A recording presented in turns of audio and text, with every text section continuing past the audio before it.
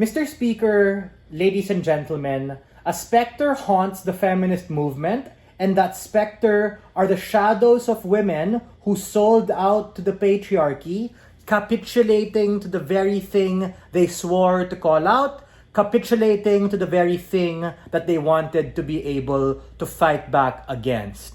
We think side proposition is largely ironic and contradictory. Because even if they mean well, even if they want to try and get some sort of agency and reform, this pushes back the progress they've already made and stifles the current progress that they have, setting them back for possible failures in the future at the point in which women themselves and society see them now as particularly complicit and a part of the particular patriarchy, justifying those very things that they do, which make it harder for women to be able to access their particular choices and rights. We think that yes, arranged marriages sure are a part of culture, identity, and religion, but that in and of itself makes it so sticky and actually undermines the ability of women to be able to make and exercise their own choices and be able to uphold an ability to have an agency and also their own dignity. This comes at the point in which they are prostituted and literally treated like cattle, ladies and gentlemen, wherein they're peddled to the highest bidder who likes them for their looks and is wanting to be able to marry them. Make no mistake, whether your dad is doing it out of some sort of mutually beneficial multinational corporate deal, because that guy, he's from Bollywood. If we marry him, it's going to be able to be good for my particular oil industry, and vice versa. Whether it be your dad or whether it be another woman, someone you knew, someone who's supposed to be a sister and be able to take care of you, become equally culpable and just as bad as those particular individuals. In fact, I'd posit it may be worse. A couple of features which we think are important for this debate. Number one, this is a value judgment debate, particularly about the strategy. Because limited resources like money, time, and attention, the feminist movement has a limited bandwidth as to not stretch itself too thinly and in order to be able to have a consistent kind of messaging. Meaning, the clear and true comparative coming from side proposition as opposed to their side is to truly explain why we're going to take a particularly hardline stance in terms of dealing with it, and we want to push for that abolishment. Side proposition has to be able to argue this sort of attacking it and breaking it from within, like the fifth column, in terms of infiltrating it. I'm not entirely sure why that exactly would be strategic. I invite them to be able to explain it. Number two, what do we mean by fight for abolishment?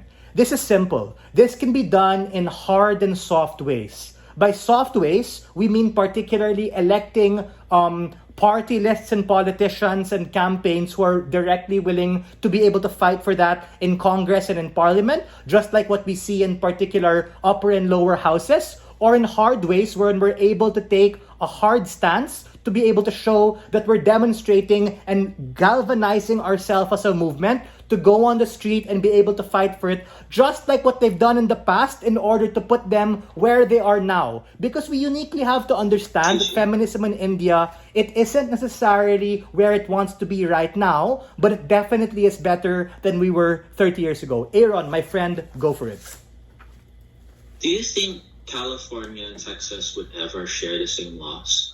I think that for California and Texas, they might have particularly different laws, primarily because of like political structure, Overton window, all of those things. But we think, regardless if you're a Texan or you're from California, it would particularly be bad, right? If you cause some fragmentation within the movement, wherein the people who are supposed to have your back and those who identify with the movement become quite complicit with the men who you're trying to call out, wherein you become entrenched and part of that very system. And here's the kicker. What we have to understand is that the women on their side, because I understand that some women might be fine with it, here's the thing. Those women on their side who are fine with it are the outlier and not the rule. They are the privileged. They're the richer women from higher socio-economic classes who actually have a handsome husband who doesn't treat them like shit, who actually is respectful. But in many instances, primarily that this is out of their own consent and an infringement on their dignity, it's probably not. Hence why they need to be able to try and fight for a divorce to begin with. What do you think is the path to victory coming from our side? Threefold particularly. Firstly, we're going to impact and explain why this is an assault against human dignity, particularly women, and why it's individually and collectively bad for the movement. Number two, it's a particularly better strategy in order to forward for this hardline abolishment. And thirdly, even if we fail in terms of the fight, it puts us in a better place to be able to succeed as opposed to capitulating on their side to those of what men want. We have to understand particularly, how do arranged marriages work?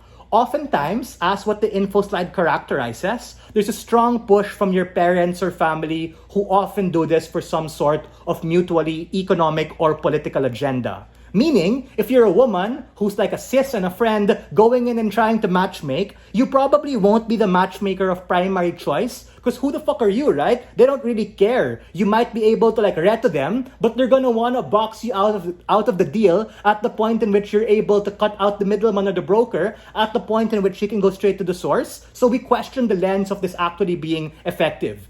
Secondly, let's take a look at divorce. Guys, divorce is particularly costly. Meaning, on their side, you literally have an outcome dependency on, okay lang, if this arranged marriage works out, even if this lady did it, I can still get a divorce. As opposed to on our side, where you don't find yourself in that place to begin with. Meaning, on both sides we have divorce. On our side, there's a lesser chance you'll have to use it and get involved in all of that bureaucracy.